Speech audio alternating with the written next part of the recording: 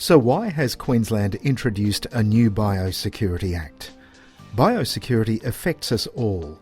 It is everyone's business, and everyone has a responsibility to practice good biosecurity.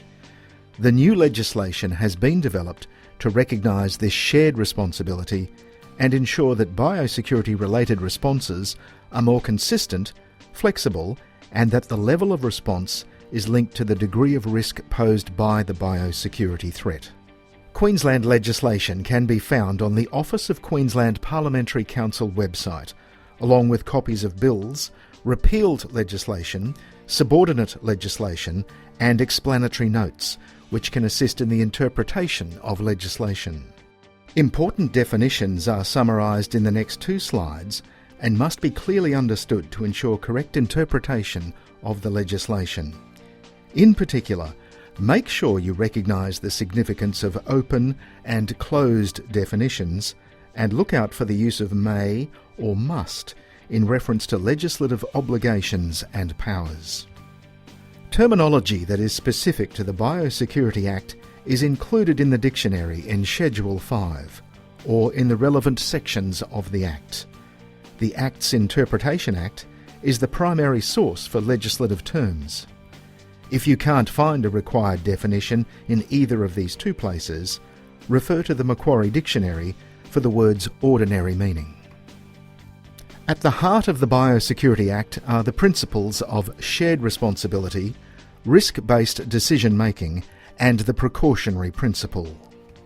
The principle of shared responsibility recognises that biosecurity is everyone's responsibility, and that all relevant parties should contribute to the reduction of biosecurity risks and the cost of biosecurity responses. The aim of the principle of risk-based decision-making is to ensure that only the most necessary and effective steps are taken to manage a biosecurity risk, requiring a reasonable and practical response which is matched to the degree of risk posed by the biosecurity matter. The last of the foundational concepts, the precautionary principle, is designed to enable rapid responses in the face of biosecurity emergencies. This states that when an activity raises threats of harm to human health or the environment, precautionary measures should be taken, even if some cause and effect relationships are not fully established scientifically. One of the key principles of reading and interpreting legislation is to interpret the Act with the purposes in mind. In summary, the Act is designed to provide a framework that facilitates timely and effective biosecurity responses. The purposes of the Biosecurity Act are outlined in Section 4 of the legislation. These purposes of the Biosecurity Act are achieved through a number of legislative tools which are described in Section 5 of the Act. Another important component to understand is the scope of the Act, in other words, to whom and what it applies. This is covered in Section 6 of the Act. The range of circumstances where the Biosecurity Act applies is wide. For example, among other things, it could include releasing an exotic plant or animal into the wild, feeding animals with contaminated feedstuffs, failing to take action to contain and treat an infectious disease. Now it's time to look at some of the key definitions when reading the Biosecurity Act. Key definitions that relate specifically to the Biosecurity Act are summarised in the next 2 slides. In particular, it is important that you understand the definition of restricted matter and how it will be applied. These restrictions are defined through the use of 7 categories, which are assigned based on the restricted matter characteristics and the type of risks it poses. More than one category may be assigned if multiple restrictions are appropriate to counter the risks. The categories define specific actions and timeframes to deal with the level of significance of the risk and its impact, whether it be by reducing, controlling, or containing it.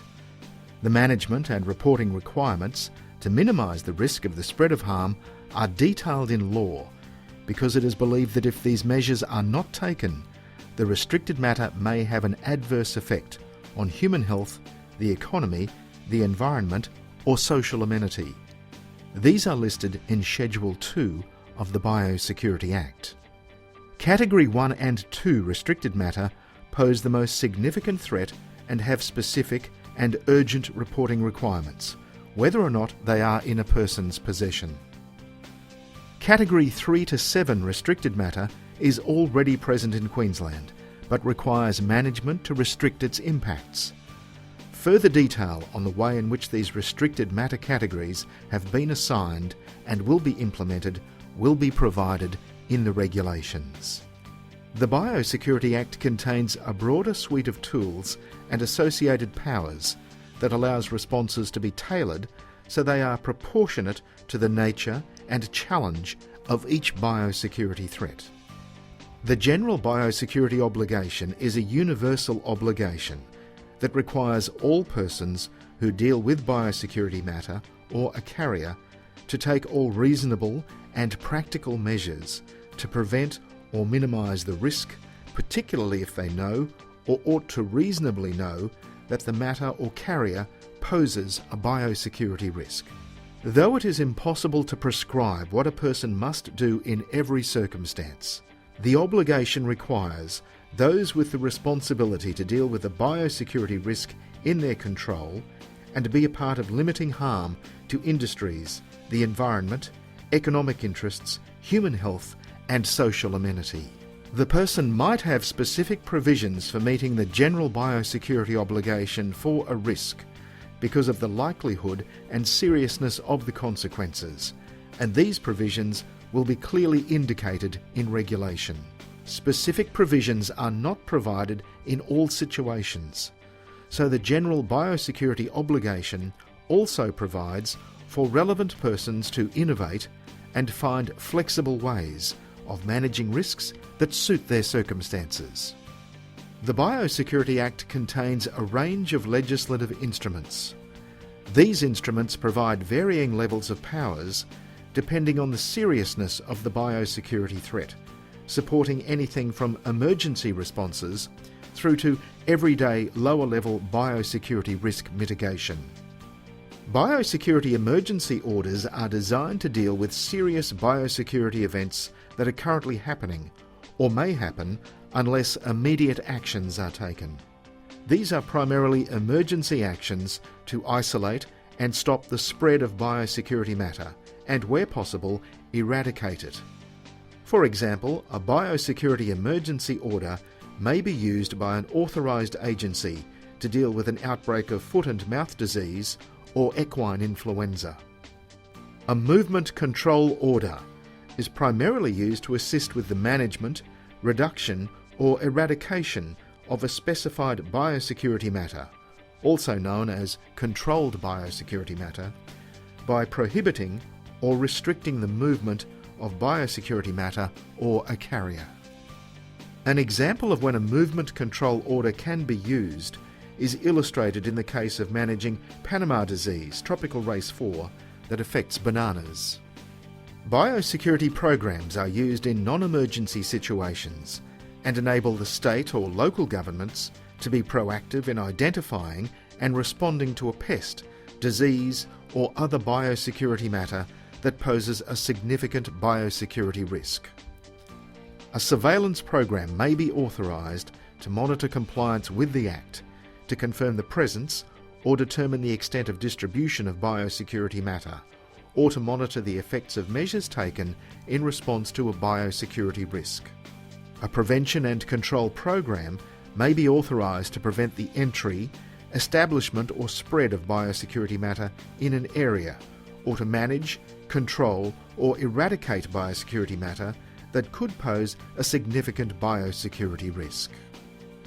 Biosecurity zone regulatory provisions include arrangements for managing, reducing or eradicating regulated biosecurity matter in relation to the biosecurity zone and may be applicable over an extended period of time or indefinitely. A biosecurity zone can be established across the whole or part of the state.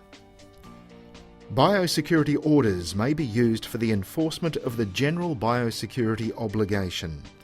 If an authorised officer reasonably believes that a person has failed or may fail to discharge their general biosecurity obligation, they may issue a biosecurity order.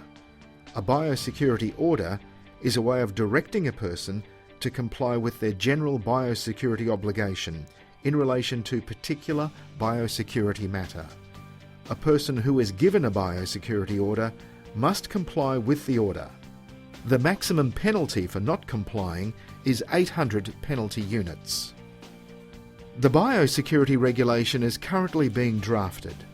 The regulation will contain some technical information and further laws. The Biosecurity Act and regulation will commence on the 1st of July 2016. For further information on the concepts and information contained in this presentation, contact Biosecurity Queensland on 13 25 23.